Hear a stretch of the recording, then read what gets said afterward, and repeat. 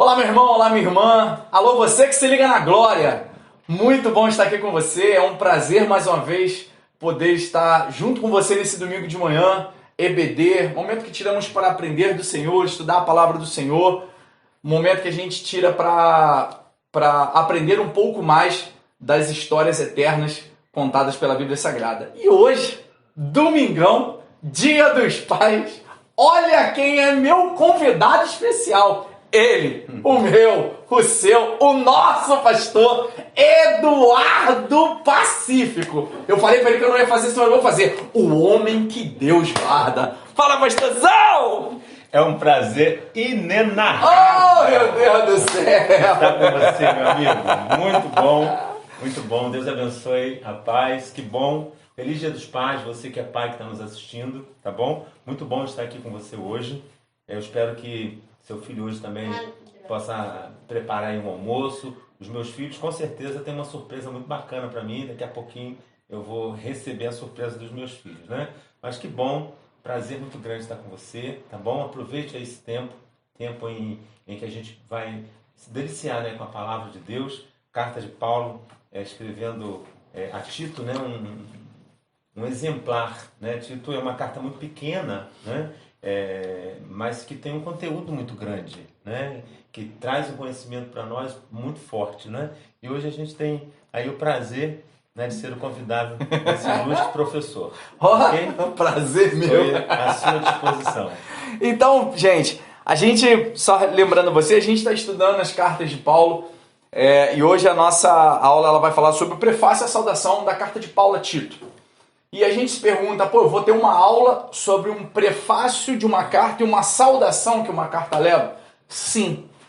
Não sei se você sabe, mas a palavra do Senhor vai dizer para você que, no próprio livro de Tito, que Paulo considera Tito o seu filho na mesma fé que eles professam. Ou seja, Paulo nas suas viagens missionárias, ele quando pregava o evangelho pela Macedônia, quando ele percorria as regiões pregando o evangelho, ele converteu Tito ao evangelho. Tito foi um jovem que aceitou o evangelho do Senhor e caminhou junto com Paulo. E por isso Paulo considera Tito na fé. E eu achei interessantérrimo, porque hoje, domingo, Dia dos Pais, a gente vai justamente falar de Paulo e o seu filho na fé, que é Tito. E eu gostaria de convidar você a abrir comigo a sua Bíblia, no capítulo 1, no livro de Tito, no capítulo 1, a partir do verso 1, e diz assim: Eu, Paulo, escravo de Deus e apóstolo de Jesus Cristo, escrevo esta carta.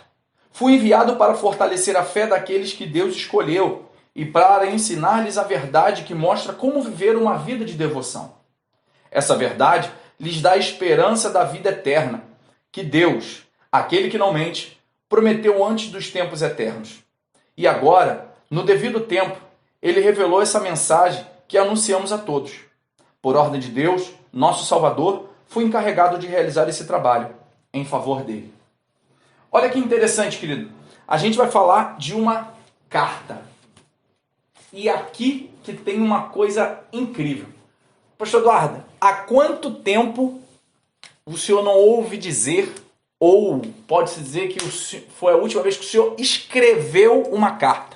Aquele famoso parar, de você poder sentar, pegar um papel, uma caneta e começar a escrever uma carta endereçada a alguém. Porque hoje, para muitos, isso é coisa do passado. Isso é uma coisa, com a tecnologia que nós temos hoje, é telefone, é tablet, é computador, e-mail, meio que se tornou uma coisa obsoleta, uma coisa do passado. Ainda pouco se escreve. Mas eu queria perguntar, pastor, há quanto tempo o senhor já não ouve ou o senhor não escreve uma carta? Então, Jefferson, é muito legal você estar perguntando isso, porque me veio à memória agora, exatamente agora, a minha mãe. Eu queria usá-la como exemplo, né? Eu me lembro quando eu era pequeno, a minha mãe ela não lê e não escreve, mas ela sempre pediu para a gente escrever cartas. Isso fica muito latente na minha memória, que as cartas da minha mãe, ela tinha, assim como as cartas de Paulo, ela tinha o cabeçalho, que era sempre igual, tinha a introdução, tinha o corpo e tinha o final. Então, depois que eu me converti, que eu fui lendo as cartas de Paulo, eu pude me lembrar muito bem de como minha mãe escrevia. Interessante que ela ditava para a gente e depois ela pedia para a gente ler o que nós escrevemos para ver se estava conforme ela ditou. Né? Então isso fica muito, muito presente, muito latente, né, na minha mente com relação à carta. Agora, respondendo a tua pergunta, eu não me lembro. Quanto tempo que eu não recebo uma carta de próprio punho? Quanto tempo que eu não escrevo? Eu acho que eu nem sei escrever uma carta de próprio punho. Né? E hoje em dia é muito interessante que as pessoas elas não têm habilidade. E eu acredito, Jefferson, que os mais novos, né, talvez se eu perguntar ao meu filho, né, o mais novo, eu não sei se ele algum dia ele escreveu uma carta de próprio punho. Né? É exatamente o que você falou. Mensagens, textos, né, tudo resumido, né, tudo faltando letra, faltando palavras. Sim, sim, sim. Mas não me lembro. Não me lembro quando eu recebi e muito menos quanto tempo faz que eu escrevi uma carta de próprio punho. Eu tenho hoje 38 anos, pastor. Então eu posso dizer para o senhor tranquilamente aí que fazem mais tranquilamente. Posso dizer para o senhor que deve ter aí mais ou menos uns 25 anos ou mais que eu não lembro mais de carta. Antigamente era muito normal, minha avó morava no interior do estado e era sempre aquela carta, o escrito de 15 em 15 dias, era certo receber uma carta. E eu lembro até hoje, espero que esta, ao chegar em vossas mãos, exatamente, encontre todos com saúde e bem. E aí vem falando que cada um tá, que Deus, aí encerrava, que Deus possa abençoar, aquela coisa toda. E quando a gente traz para essa realidade, e eu quero te dizer o seguinte, vou te desafiar no dia de hoje. Você vai ficar com um desafio para você fazer durante essa semana. E eu quero te pedir, não deixe de fazer. Faça esse desafio. No final da aula eu vou dizer para você qual é esse desafio. Mas voltando aqui para a nossa aula, uma coisa que é muito legal, que todo mundo fala assim, as cartas de Paulo, as cartas paulinas, as cartas universais. Querido, assim como antigamente para nós escrever uma carta era simplesmente pegar, tirar uma folha do caderno ou pegar uma folha de papel ofício e começar a escrever, na época de Paulo não era assim, era mais difícil. Na época de Paulo, só para você ter noção, era couro curtido, hoje chamado pergaminho, que eles simplesmente pegavam e escreviam. Só que hoje, se você erra, você passa lick paper. Naquela época não tinha lick paper. Se você erra, você pega aquilo, joga fora e começa tudo de novo. E começa a escrever tudo do início. Então, muitas vezes as cartas eram ditadas e outra pessoa que era mais esmerado na escrita, ela escrevia. Mas uma coisa também que eu quero ressaltar é que, olha como o tempo passou. Mas mesmo assim, aquelas cartas que eram escritas à mão, elas permanecem. Cartas escritas à mão por homens que foram inspirados por Deus, continuam hoje vivas, mudando, levando uma mensagem que transforma vidas. Imagina hoje, se você quiser mandar uma mensagem para um parente seu que esteja em qualquer lugar do mundo pelo WhatsApp, você manda graças à internet. Mas e naquela época? Paulo, provavelmente, quando Paulo escreveu essa carta dele, Paulo devia estar entre a primeira ou a segunda prisão dele, em Roma ou ali pela Macedônia. Então, quando Paulo escreve, ele precisa endereçar a carta. Por isso que muitas vezes, se você voltar do texto e ver Paulo, em Tito capítulo 1, ele diz, eu quem? Paulo. Mas quem é Paulo? Escravo de Deus e apóstolo de Cristo. Escreva essa carta. E qual é o propósito da carta? Fui enviado a fortalecer a fé daqueles que Deus escolheu para ensinar-lhes a verdade, que mostra como viver uma vida de devoção. Essa verdade lhes dá a esperança da vida eterna, que Deus, aquele que não mente, prometeu antes dos tempos eternos. Então, a responsabilidade de você escrever era muito grande. Paulo, muitas vezes, não voltou a estar com aquelas pessoas com quem ele pregou a primeira vez. Mas aquelas pessoas só tinham uma única comunicação, as cartas que Paulo escrevia.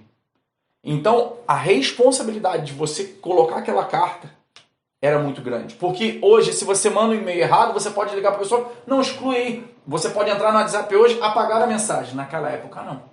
Se você escreve a carta errada, a carta ia errada.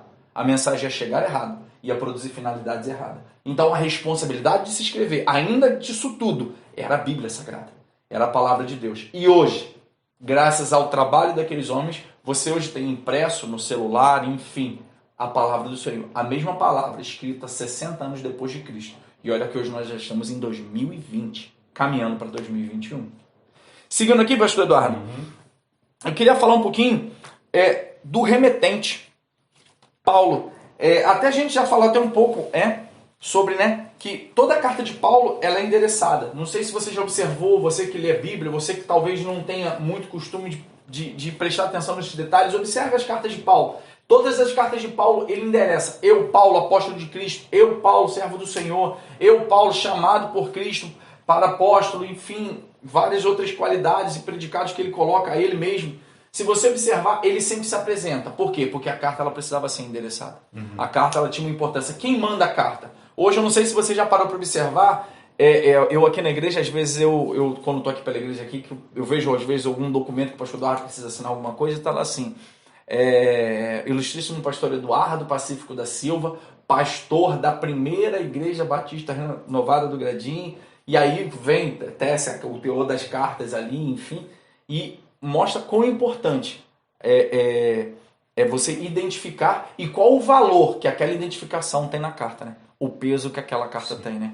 Porque, na verdade, hoje, a verdadeira carta que nós escrevemos é o nosso viver, né, pastor? É a nossa vida, o dia a dia, né? Interessante, o Jefferson, que todas as cartas de Paulo, como você disse, ela segue uma linha. Você pode observar que todas as cartas de Paulo, seja as cartas endereçadas a alguém específico ou a uma igreja, ela segue uma normativa, né? Então aqui, por exemplo, na carta de Paulo para Tito, mesmo a gente sabendo, Jefferson, que nem todas as cartas o apóstolo Paulo escreveu de próprio punho, né? Mas ele fazia questão de iniciar a carta. Eu, Paulo, de próprio punho, e depois o escriba ele dava continuidade, lembrando como a minha mãe, ditando e alguém ia escrevendo, né? Sim, sim. E devia ser algo assim, Jefferson, com muita fidelidade, entendeu? Por quê? Tudo que Paulo escreveu para Tito, para Timóteo, né, e para os outros apóstolos também, assim como para a igreja, tudo isso ficou o quê? Registrado. Sim. E hoje traz para nós a palavra da verdade, a palavra de Deus, né? Então, por isso, nessa carta que nós estamos estudando, a introdução, o prefácio da carta de Tito, de Paulo a Tito, né? Ele traz ali o remetente, que era ele mesmo. Quem realmente escrevia a carta. A saudação, né? Ele traz também a sua identificação, quem ele era, né? Quem Sim. eu sou. Então, a carta de Paulo para Tito é uma carta muito peculiar, muito pessoal, né? Sim. Muito trazendo para a pessoa, não somente de Paulo, mas também do próprio Tito. Sim, existia a ligação, né, Sim. de Paulo com Tito. Hoje, quando essa carta ela chega, Tito hoje ele não é mais apenas o apóstolo de Paulo, aquela pessoa que andou com Paulo. Tito hoje, na verdade, era o pastor da igreja que estava em Creta, aberta por Paulo, hoje pastoreada por Tito. Então, aqui eu queria ler com você, que você pudesse em casa abrir a sua Bíblia, em 2 Tessalonicenses, no capítulo 2, o verso 1 e o verso 2, se você parar para observar o teor que ela vai dar para a gente, aqui nesse texto você vai observar o quão é importante a identificação das cartas. A palavra do Senhor vai dizer o seguinte: agora, irmãos, vamos esclarecer algumas coisas a respeito da vinda de nosso Senhor Jesus Cristo e do nosso encontro com Ele. Não se deixem abalar nem assustar tão facilmente por aqueles que dizem que o dia do Senhor já começou. Não acreditem neles, mesmo que afirmem ter recebido uma visão espiritual, uma revelação ou uma carta supostamente enviada por nós. Aqui a gente vê o quão era normal se escrever cartas naquela época. Como a comunicação era normal naquela época por carta. Se você parar para observar, se você ver os filmes antigos, você vai ver que muitas vezes no Império Romano se abria os pergaminhos, lia-se o que tinha que se ler, fechava os seus pergaminhos e desenrolava essa história. E muitas vezes, quando Paulo se identifica como servo de Deus, ele não se identifica à toa. Se você pegar aí na sua casa e você abrir sua Bíblia em Salmo 105, versículo 42, Daniel 9, 11, 2 Samuel 7,5, Abraão, Moisés, Davi, todas essas pessoas também já foram anteriormente chamados de servos de Deus, ou seja, embaixadores do reino de Deus, que levavam a mensagem, cumpriam um propósito do Senhor sobre a face da terra. E com Paulo não era diferente. Ele se identificava como servo do Senhor, apóstolo de Cristo. Ou seja, ele sabia quem ele era, ele sabia o que ele foi chamado para fazer e ele tinha clara direção na vida dele. Como você pode observar aí na introdução da palavra de Deus. Não sei se você sabe, mas o termo apóstolo ele significa mensageiro. E como Paulo diz, ele estava ali para fortalecer a fé daqueles a quem era ouvida ou que já tinha ouvido a palavra do Senhor. Vamos falar agora, pastorzão, da missão de Paulo. Se a gente voltar em Tito, no capítulo... Deixa eu voltar aqui em Tito, no capítulo, logo no iniciozinho de Tito. Se a gente pegar aqui, Paulo vai dizer no capítulo 1, no mesmo verso 1, ele diz: fui enviado para fortalecer a fé daqueles que Deus escolheu e para ensinar-lhes a verdade, que mostra como viver uma vida de devoção. Proclamar a fé não era simplesmente falar. A vida da pessoa ela tinha que dizer, porque senão era literalmente uma carta sem valor. Acho que nos nossos tempos hoje, né, a gente vê muito isso. Literalmente pessoas que escrevem, pessoas que pregam, pessoas que cantam, mas cujas vidas não têm uma verdadeira exposição da vida de Cristo. E muitas vezes aquilo que fazem não tem valor. Por isso, Jefferson, o próprio apóstolo Paulo, ele diz que nós devemos ser, hoje, para Cristo, carta viva. A nossa própria vida deve fazer com que as pessoas que nos veem leiam. Né? Então, hoje, mesmo que as pessoas não tenham o hábito de escrever cartas, né, a nossa vida deve transmitir essa verdade. Né? Uhum. A missão de Paulo nessa carta era proclamar a fé, encorajar, né? Era levar Tito a se firmar mais, e as pessoas que consequentemente fossem lendo a carta, né, era esse o entendimento, fortalecê-lo na fé, né, mantê-lo firme, manter a chama viva, né? E essa deve ser a missão do crente. Uhum. Né? Ele hoje não precisa escrever carta, mas ele pode viver essa carta no dia a dia, com as pessoas. Quando elas olham para você, elas precisam ler a palavra de Deus através da sua vida. Então, escrever talvez hoje seja muito fácil. Difícil é viver o que está escrito. A famosa luta que vivemos, né? É viver o que cantamos, aos que cantam viver o que canta, aos que pregam viver o que prega. Esse é o grande desafio, pastor, verdade. E olha que interessante também, pastor, é que essa carta, além de ter um teor fabuloso, ela era uma carta que ela tinha um peso muito grande. Porque além de Paulo estar colocando o nome dele ali, esse nome precisava ser baseado sobre uma vida verdadeira, e logo, essa vida verdadeira tinha como base a esperança da vida vindoura. Exato. Que era o que Paulo se baseava. Se a gente pegar 2 Timóteo capítulo 2, 2 Timóteo capítulo 1, verso 9, a palavra do Senhor vai dizer o seguinte: pois Deus nos salvou e nos chamou para uma vida santa, não porque merecêssemos, mas porque este era o seu plano, desde os tempos eternos, mostrar sua graça por meio de Cristo Jesus. Ou seja, a vida de Paulo, o combustível da vida de Paulo, o combustível do ministério da vida de Paulo era literalmente a vida eterna. O combustível da vida, o que fazia com que Paulo continuasse pregando, mesmo debaixo de chicotada, de prisões, de difamação, de coça que ele levou, de muitas pessoas querendo matar ele, era a certeza de que existia uma glória vindoura. Como ele mesmo fala, tanto que é isso que ele fala na carta para Tito, e é o que ele fala para Tito se basear para que Tito possa continuar firme, que no versículo 3, essa verdade lhes dá a esperança da vida eterna, que Deus, aquele que não mente, prometeu antes dos tempos eternos. Aí eu quero deixar uma pergunta para você aqui nessa manhã de domingo. A sua vida cristã, ela é baseada no hoje ou ela é baseada no amanhã?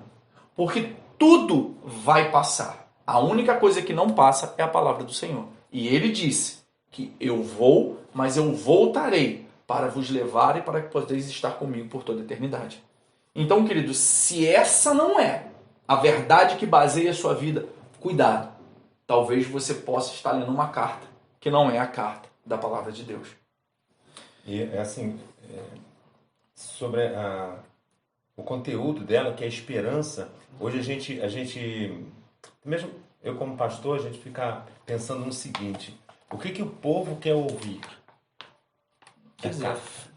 Né? O que o povo quer ouvir? O teor da carta de Paulo a Tito falava sobre a esperança da vida eterna. Então, toda pregação, Jefferson, toda mensagem que deve ser uma carta viva de Deus, o teor dela, ou seja, o conteúdo da mensagem pregada nas nossas igrejas, seja aonde for, o teor, o conteúdo principal deve ser o quê? A vida eterna. A vida eterna. É o combustível.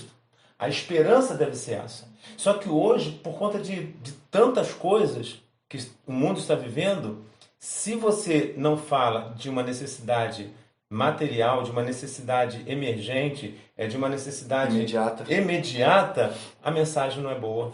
Só que eu preciso entender uma coisa: a mensagem ela é boa independente da situação que você esteja vivendo. Sim. O apóstolo Paulo estava trazendo essa realidade, essa verdade. Independente de como você está vivendo hoje, a mensagem é de esperança. E qual é a mensagem de esperança? Cristo vive e você viverá eternamente. Essa é a mensagem final. Eu acho assim, Jéssica, se toda a igreja, né, se toda pessoa pregasse somente isso, já basta. É que, na verdade, né, pastor, fundamentar fundamentar a vida cristã em qualquer outra coisa que não seja isso, sim, é você viver aquela parte, é a outra parte daquela famosa parábola. O homem que constrói a sua casa sobre a rocha e o homem que constrói a sua casa sobre a areia. Porque, na verdade, uma coisa que o senhor comentou, hoje o que a igreja quer ouvir. Não é quer. É o que ela tem ou o que ela precisa. Não existe o que ela quer. É como se a gente quisesse que o evangelho se moldasse a nós. Sim. E não nós nos moldarmos o evangelho. Não fomos nós que salvamos o evangelho. Foi o evangelho que nos salvou. Não fomos nós que escolhemos Cristo. Foi Cristo que escolheu a nós. Então, acho que Paulo já entra com, digamos assim, como o pessoal costuma dizer hoje, com o pé na porta, dizendo: olha só, eu sou Paulo, servo de Deus, apóstolo de Cristo, e eu estou aqui para pregar a mensagem que vai fortalecer a sua fé, que se baseia na esperança de que Jesus vai voltar e vai levar a gente para a glória. Doa quem doer. Acabou. É simples assim. Queira ou não você ouvir. Eu quero ouvir isso? Ah, não, eu queria ouvir uma palavra. Ah, eu vou numa outra igreja porque eu quero ouvir uma palavra. Não, a carta já está escrita. Você precisa agora interpretar essa carta. O que é interessante é porque é o seguinte, pastor. A caminhada cristã se baseia na salvação. Existem as coisas imediatas aqui que Deus vai prover a nós. Mas o problema é que muitas vezes, quando nós temos essa necessidade, os nossos olhos saem da direção. E os nossos olhos voltam para aquilo do imediato. E aí a gente perde a direção do caminho. E aí a vida começa a se basear sobre coisas que não vão render. Mas falamos tanto de Paulo, e agora eu queria falar um pouco, né, pastor? Para a igreja, né, para os nossos irmãos poderem entender. Tito. Quem era Tito? Ou seja, Tito, se você pegar a sua Bíblia, você vai ver que Tito, ele foi, como nós já falamos aqui, ele é um filho na fé de Paulo. E esse filho na fé, hoje, era o pastor da igreja que estava em Creta. Se você pegar a sua Bíblia, olhar em Tito, capítulo 1, versículo 5, a palavra do Senhor vai dizer assim: deixei-o na ilha de Creta, para que você completasse o trabalho e nomeasse presbíteros em cada cidade, conforme o instruí. Eu quero te fazer uma pergunta, pastor. E porque quando eu estava lendo essa aula, eu fiquei assim imaginando. Paulo deixa Tito em Creta. Só que Paulo, antes de deixar Tito em Creta, Paulo ganhou Tito para Cristo. Só que entre Tito ser ganho para Cristo e Tito começar o trabalho de pastoreio em Creta, existe um tempo. Existe o famoso discipular, existe o famoso cuidar, existe o famoso estar junto. E aí eu queria que o senhor, como pastor, compartilhasse. Como que é o prazer de ganhar, preparar e deixar alguém para continuar a obra que você começou? Eu faço essa pergunta porque o senhor é pastor, o senhor é o nosso pastor. E eu queria que o senhor pudesse me dizer, para que a gente tentasse expressar um pouco para aqueles que estão nos ouvindo o quão importante é. Porque todo mundo fala assim, ganhar para Cristo. Ganhar para Cristo é o primeiro passo. Existe o segundo, que é o discipular. E aí é o grande desafio. Porque cada um tem o seu tempo, cada um tem o seu jeito, cada um tem sua forma. Mas a obra de Deus não para. Deus não brinca de ser Deus e o diabo não brinca de ser diabo. E eu queria que o senhor pudesse falar para a gente um pouquinho como é que é esse processo, como é que é isso. Então, Jefferson, o próprio apóstolo Paulo, ele já chama Tito meu verdadeiro filho na fé. Então foi gerado nas entranhas, né? E a pergunta que você me faz é, qual o prazer? O prazer é exatamente, hoje você pode perceber e entender muito bem isso que você me perguntou, que eu vou te dizer, porque hoje você é pai. Sim. Então, qual é o teu prazer olhando para o teu filho? É que ele se espelhe em você. Que ele faça as coisas que você faz. Toda vez que o teu filho ele dá um passo diferente daquele que você sonha, daquele que você ensinou, te entristece, correto? Sim. Sim. E toda vez que ele dá um passo, que ele faz alguma coisa, e eu não estou dizendo, Jefferson, e os irmãos estão me ouvindo, né? Eu não estou falando que o filho tem que fazer o que o pai quer, não é isso. Estou falando do prazer, né? E o apóstolo Paulo está dizendo assim, Tito é meu filho na fé. Então, para mim, respondendo e resumindo, senão a gente fica aqui um tempão, resumindo e respondendo, para mim é um prazer muito grande, inenarrável, inenarrável, né? Eu sinto um prazer assim fora do comum, Jefferson, quando eu vejo as pessoas que temos aqui na nossa igreja pregar, ensinar. Então hoje quando eu saí de casa, eu disse, gente, eu vou ter a aula com o Jefferson, eu vou ser convidado de Jefferson.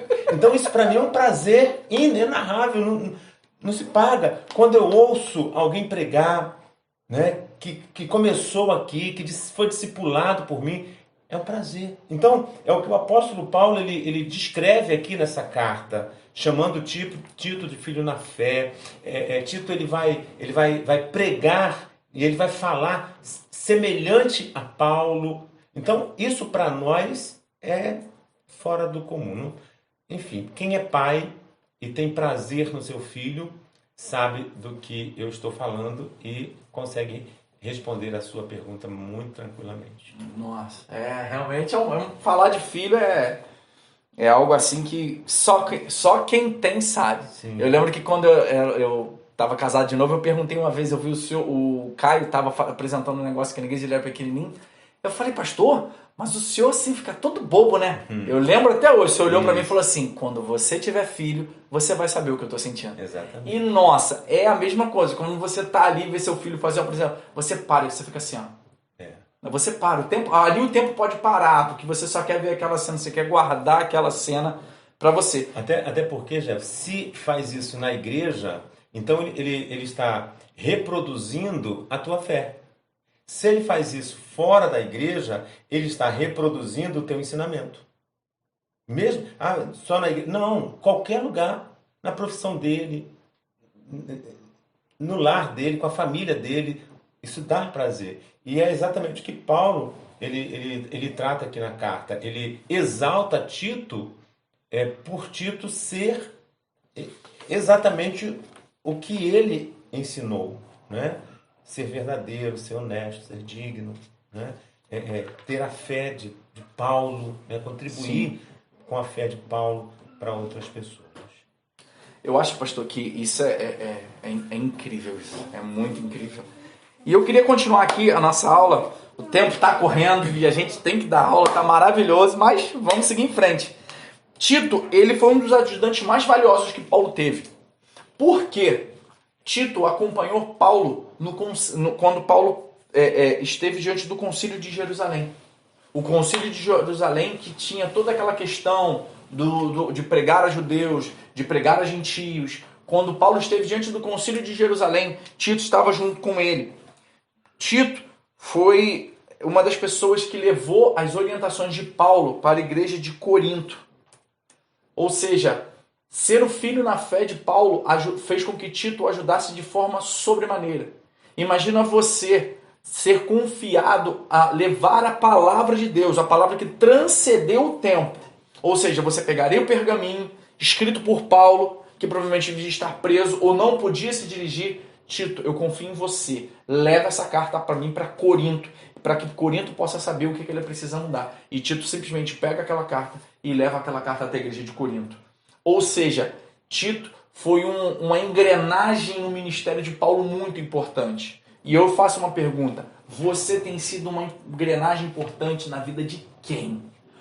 Para quem você tem sido relevante? Para quem você tem sido Tito? Você que está me ouvindo, para quem você tem sido Tito?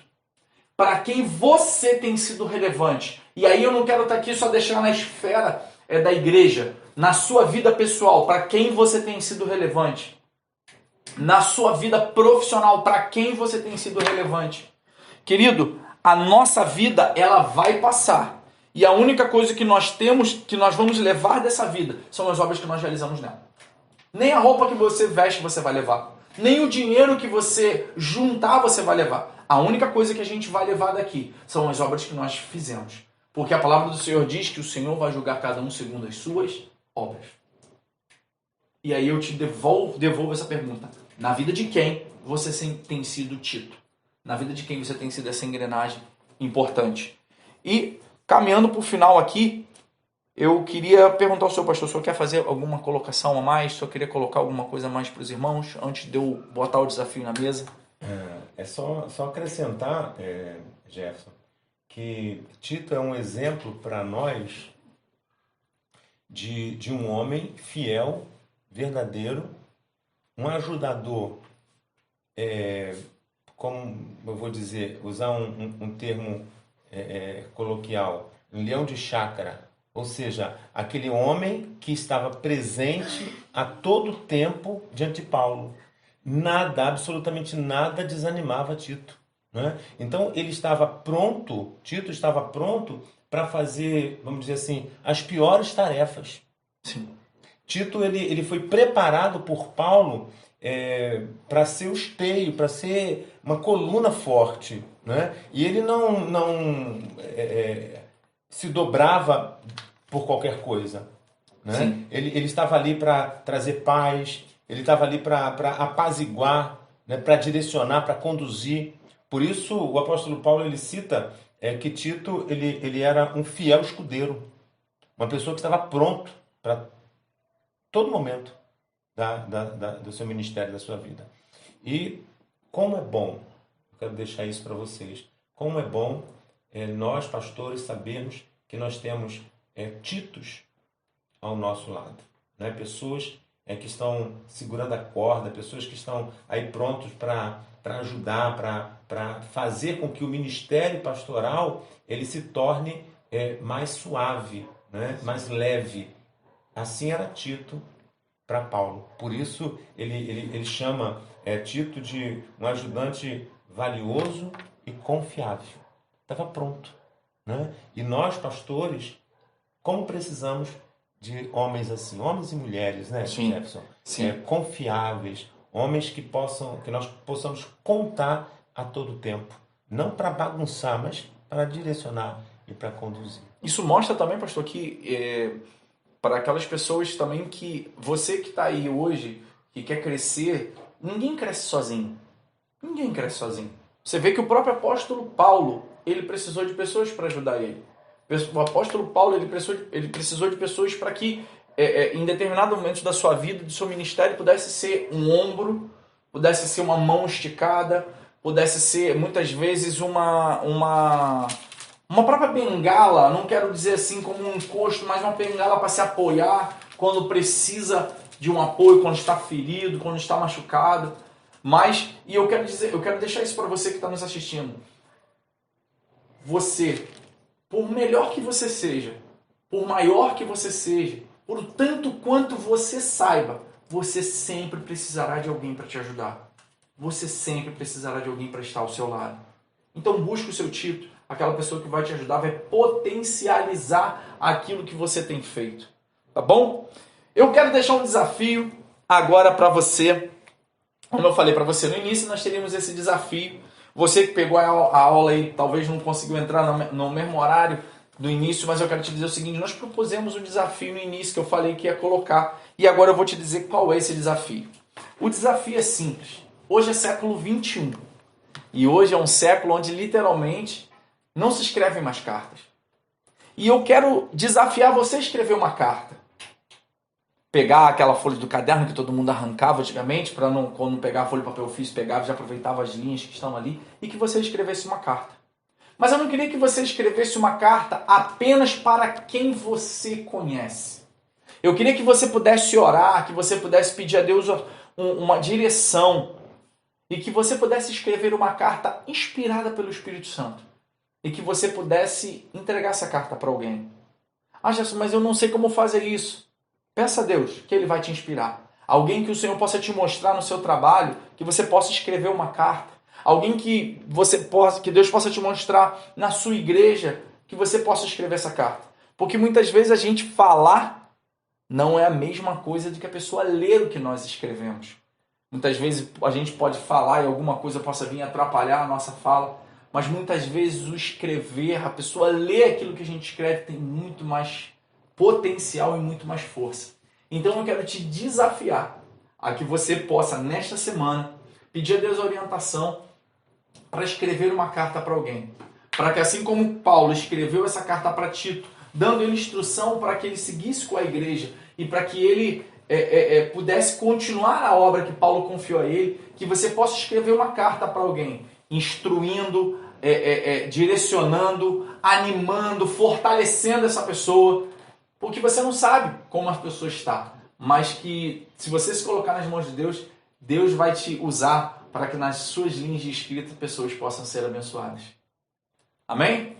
Conto com você, depois deixa aí nos comentários, manda pra gente saber aquilo que Deus te deu, pra gente compartilhar e ser abençoado, tá? Antes de encerrar, eu tenho mais uma coisa para te dizer.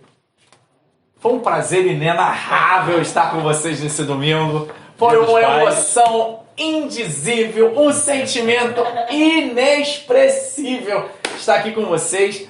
Um domingo de Dia dos Pais. Que Deus abençoe o seu papai, que Deus abençoe a sua casa. Talvez você hoje não tenha o seu pai com você, mas que você possa permitir que o Espírito Santo possa te abraçar nesse dia. Tá? Pastorzão, feliz Dia dos Pais. É nosso pai duas vezes, né? É nosso pai espiritual e nosso pastorzão também que cuida da gente, tira os carrapichos. E nós temos uma surpresa para os pais agora. Ah, exatamente. Eu queria te dizer o seguinte, depois desse vídeo que acabar essa aula, você, papai, não desliga. Tem uma surpresa muito chama seu pai especial.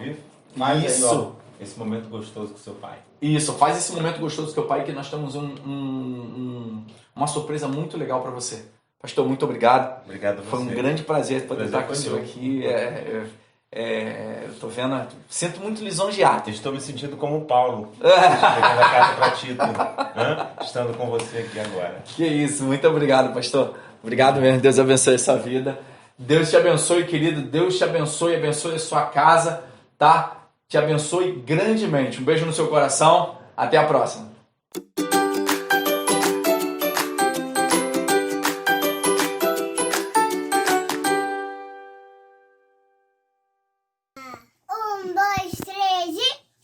Pedro e Luísa, por que vocês amam o papai? Por causa que ele me dá muito carinho e amor. Ele faz muito carinho pra mim. Que ele me deu muito amor e bondade. Feliz Dia dos Pais. Beijo. Eu te amo. Papai Denilson Quintanilha, eu te amo porque você é criativo, bondoso, legal, compra sorvete pra mim, brinca comigo, pinta comigo. E eu te amo muito, muito, muito. Beijo, tchau. Eu amo meu pai porque ele brinca comigo, joga comigo, me leva pra passear, ele faz tudo por mim. Eu amo ele. Papai, eu amo você. Feliz Dia dos Pais.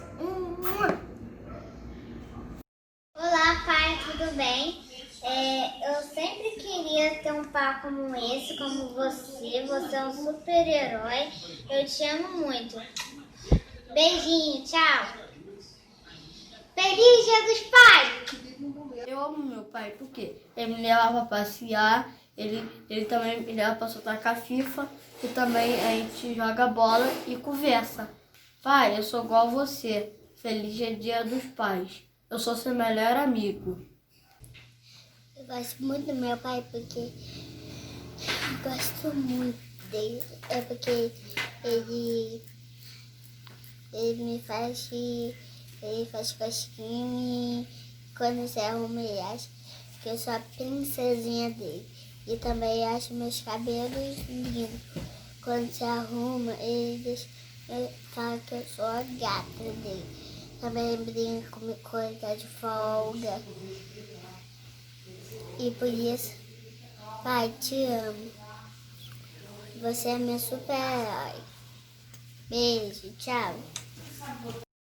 Oi, pai, hoje eu tô agradecendo aqui por você ser meu amigo, por você ser, o que protege a gente, o que ensina as coisas pra gente, o que faz as coisas pra gente também. Sou muito orgulhoso de você, pai, por ter esse pai assim. Muito obrigado, pai. Feliz Dia dos Pais. Oi, gente.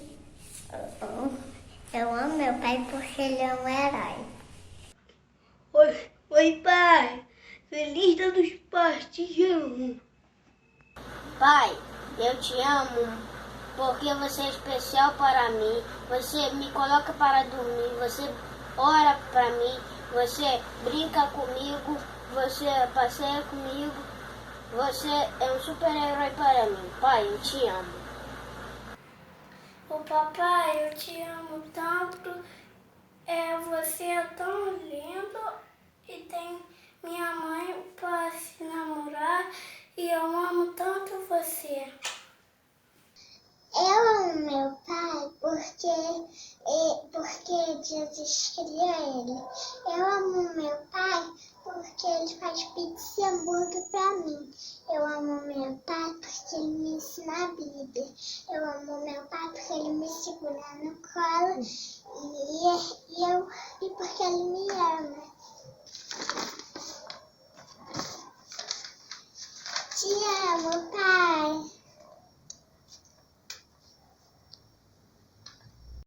Eu amo o papai, porque ele brinca com a gente. É o melhor pai do mundo. Eu amo o papai porque ele joga futebol comigo e é muito legal. Eu amo o papai porque ele é lindo, meu amor. Papai, nós te amamos! Beijo! Valeu, papai do amor, sempre te amarei. Desde a barriga da mamãe te amo. Fique com Deus, Jesus cuida de você. Tchau! Por que você ama o papai? Porque ele me ajuda, ele brinca comigo e ele é o meu herói. Te amo, papai Jefferson. Porque eu amo o papai, porque ele cuida de mim, porque ele me ama, porque ele sempre pensa em mim e porque ele sempre está comigo. Eu te amo, Que Deus esteja com você. Feliz Dia dos Pais. Tchau. Meu pai é o melhor pai do mundo porque Deus me deu. Papai, te amo. Gente, meu nome é Sofia Marques, o nome do meu pai é Jorge. Eu vim falar o motivo por que eu amo o meu pai. Eu amo meu pai porque sempre que eu peço alguma coisa para ele, ele se esforça para conseguir. Quando eu fico triste, ele conversa comigo, vai me aconselhar. Quando ele briga comigo, ele briga por meu bem. Ele não briga por vontade, ele briga pelo meu bem. E eu amo ele muito. Ele tá sempre se esforçando para conseguir as coisas, para conseguir fazer as minhas vontades quando eu peço. Ele sempre é sincero, tá sempre me aconselhando. Sempre que eu conto alguma coisa para ele guarda em segredo quando eu peço. Ele nunca traiu eu.